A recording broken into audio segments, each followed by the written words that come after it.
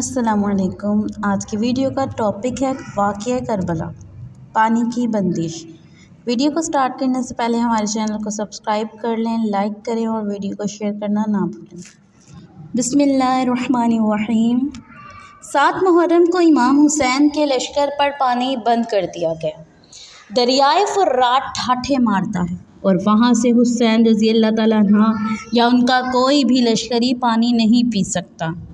فوج اشقیاء فرات کے کنارے موجود ہے۔ حسین پر پانی کی بندش ہے۔ جناب میر انیس اپنے مرثیہ میں اس منظر کو کچھ اس طرح بیان کرتے ہیں۔ حاکم کا حکم یہ ہے کہ پانی بشر پئیں، گھوڑے پئیں، سوار پئیں، جانور پئیں، جو تشنہ لب جان ہیں سب آ کر پئیں۔ کافر طلب کئیں تو تم منع نہ کیجیو، بس فاطمہ کے لال کو پانی نہ دیجیو۔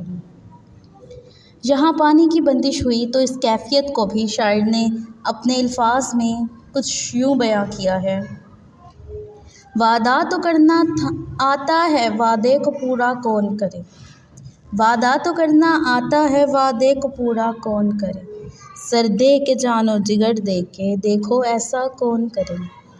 فرماتے تھے شاہ کرب و بلا، جنت کا سودا کون کرے۔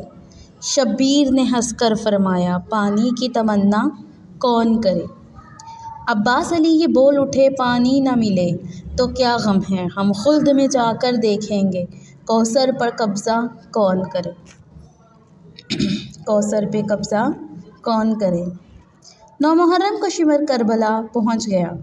امام حسین رضی اللہ تعالیٰ عنہ کی کچھ دیر کے لیے آنکھ لگی تو اٹھ کر اپنی صاحبزادی حضرت زینب سے کہا کہ مجھے خواب میں رسول اکرم صلی اللہ علیہ وآلہ وسلم کی زیارت ہوئی ہے اور انہوں نے کہا ہے کہ تم ہم سے ملنے والے ہو۔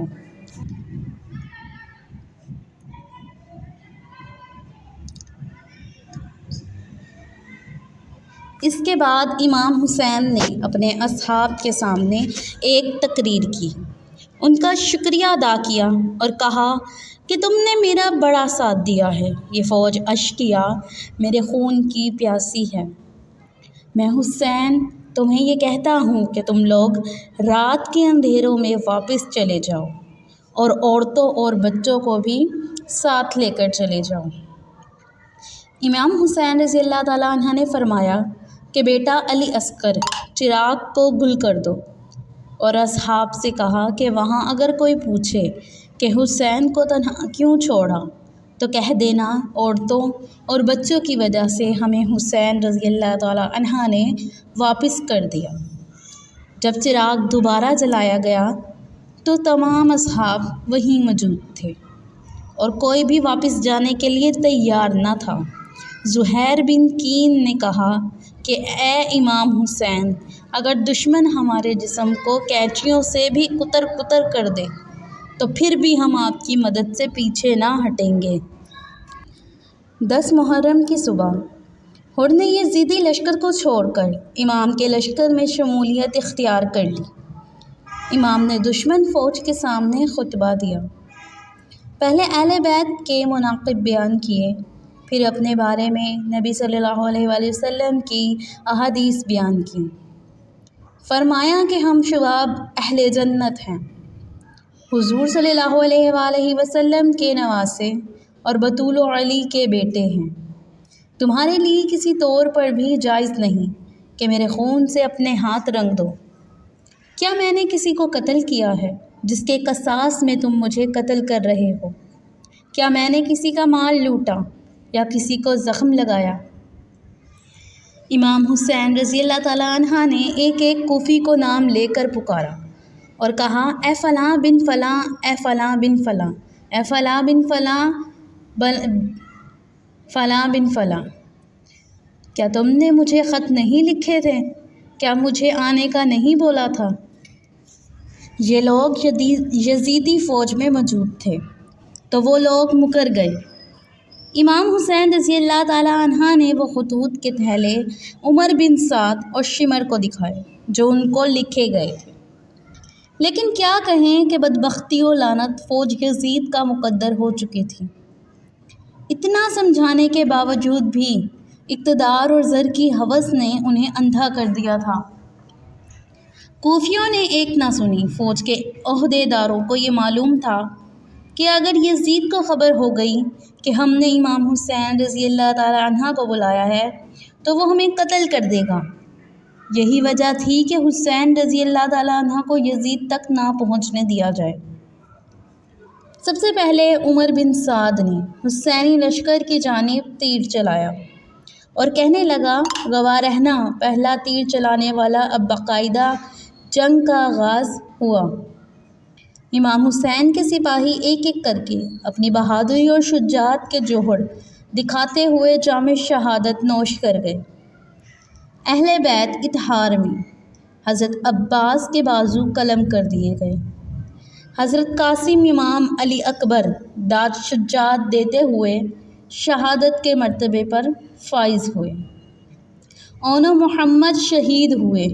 پھر 6 ماہ کے امام علی اصغر کو حسین کے ہاتھوں پر حلق میں تیر مار کر شہید کر دیا گیا۔ 10 محرم کی شام پھیلنے لگی تھی۔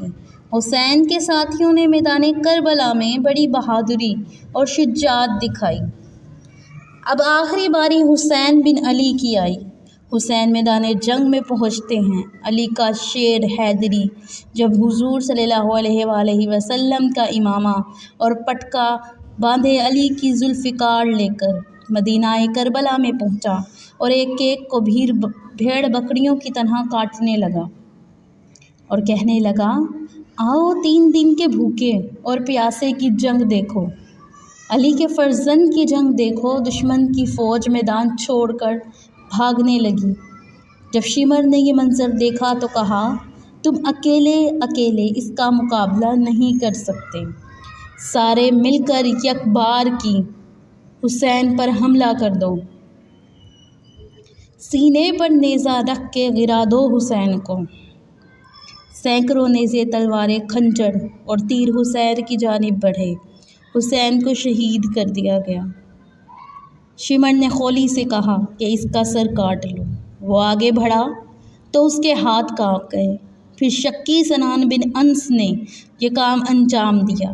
بعد القتل کے حسین کے سر کو نیزے پر بلند کیا گیا اور لاش کو گھوڑوں سے روندا گیا۔ خیام حسینی کو آگ لگا دی گئی۔ حسین کا سر جب یزید کے دربار میں پہنچا تو اس نے سر اقدس حسین کے ہونٹوں پر چھری ماری اور کہا کہ ہم کامیاب ہو گئے ہیں۔ زید بن ارقم صحابی رسول اللہ صلی اللہ علیہ وآلہ وسلم جو اس موقع پر دربار میں موجود تھے، انہوں نے کہا، او بغبت، چھری ہٹا لے، میں نے نبی کریم صلی اللہ علیہ وآلہ وسلم کو دیکھا ہے کہ وہ ان ہونٹوں کو چوما کرتے تھے۔ یزید کی بیوی ہندہ بنت عبداللہ نے جب یہ خبر سنی کہ یزید نے امام حسین کو شہید کر دیا ہے تو وہ دربار میں جا پہنچی اور یزید کو لعن طعن کرنے لگی۔